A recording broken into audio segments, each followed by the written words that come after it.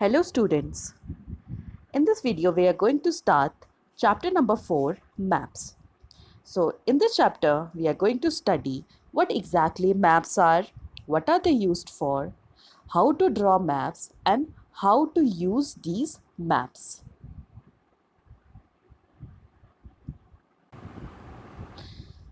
In the previous chapter or chapters, we studied a lot about globe.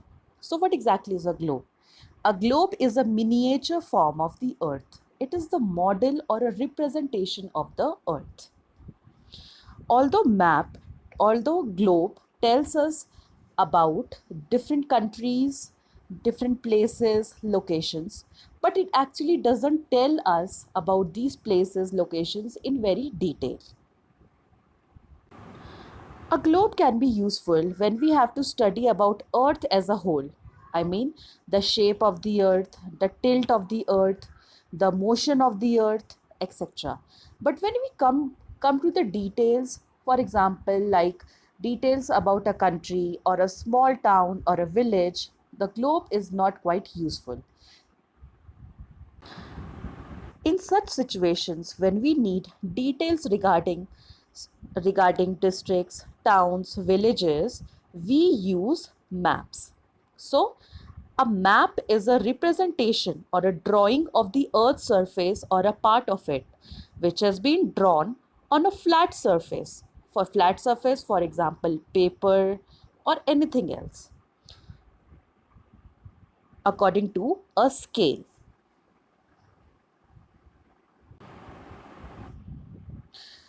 So, just like a globe represent the true shape of the earth, but in a very small scale. Scale means ratio. In the same way, a map represents a particular area in in a very small scale, but that scale is very correct or true and represents that particular area. In very simple words, we can understand map as a drawing of a particular place. There are certain markings on the map of the houses, of the forests, roads, etc. of that particular area. Now, maps are very useful to us for various purposes. One type of map shows a small area and a few facts. In a particular kind of a map, there may be very few amount of facts about a very small area.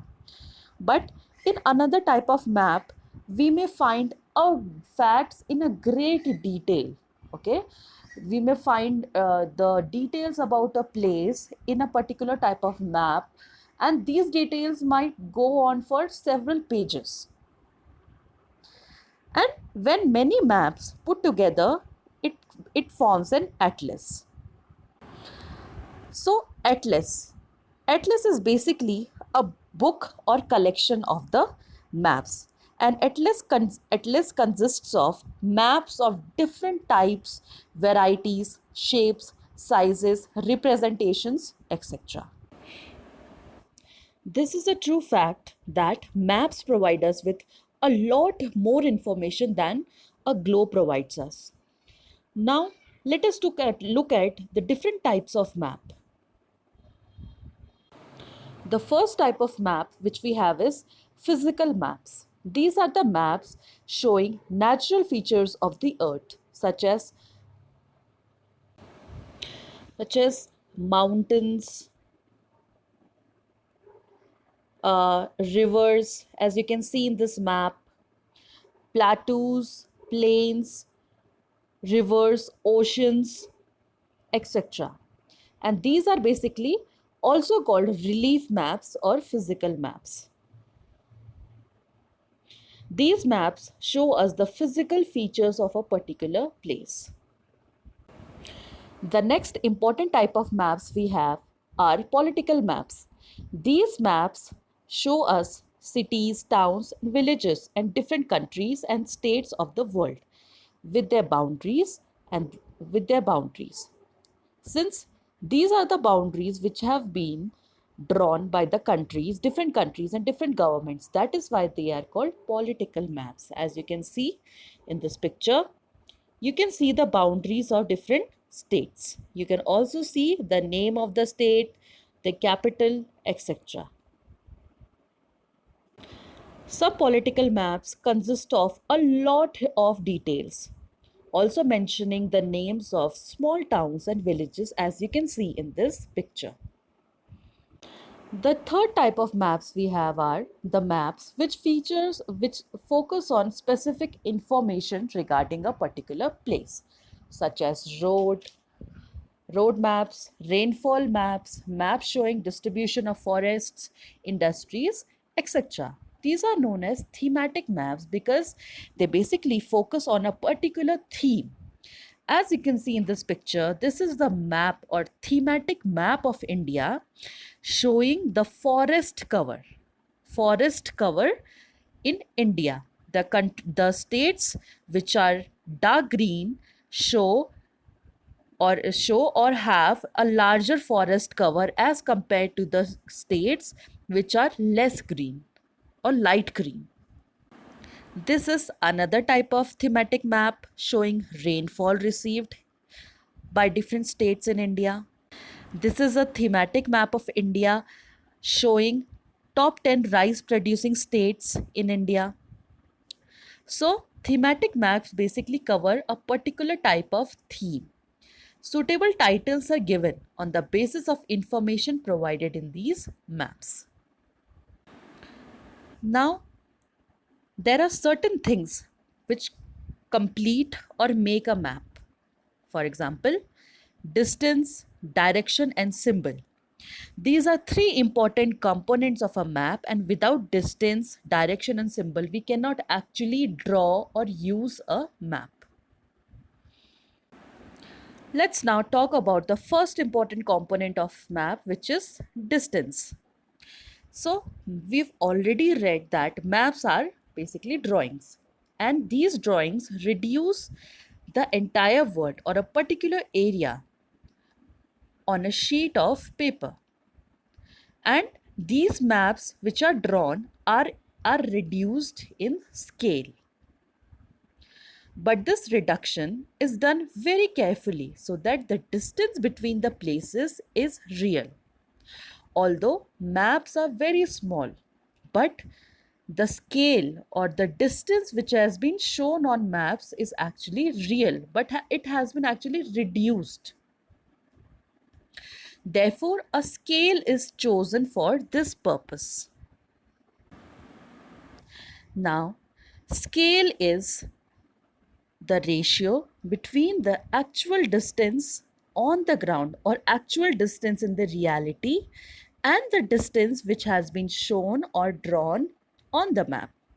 For example, let's let us assume that the distance between your school and your home is 10 kilometers. But in the map, you will show this distance by 2 centimeter. So 2 centimeter on map is equal to 10 kilometers in reality. So scale is therefore very important in a map.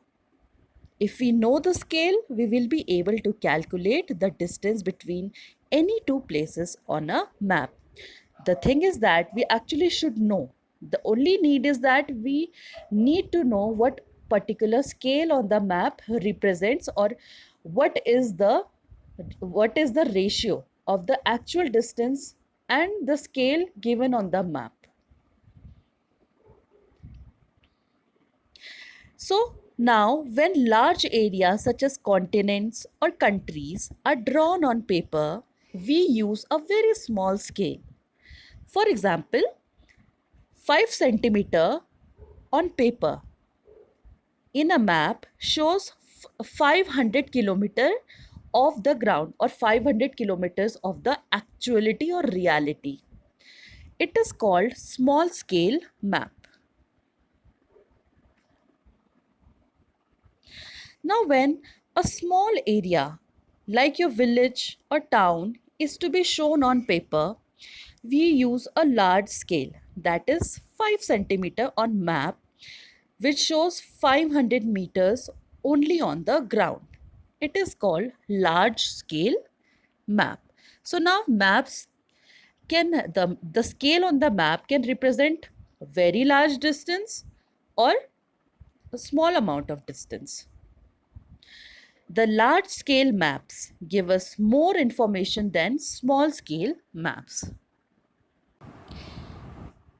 In this picture, you can see the difference between a large scale map and a small scale map.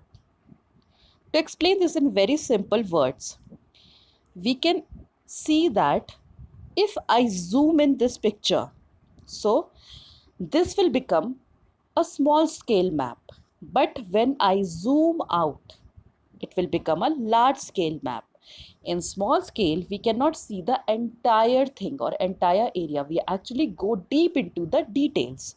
But in a large scale, we actually see the entire picture of a particular area, not going into very specific details.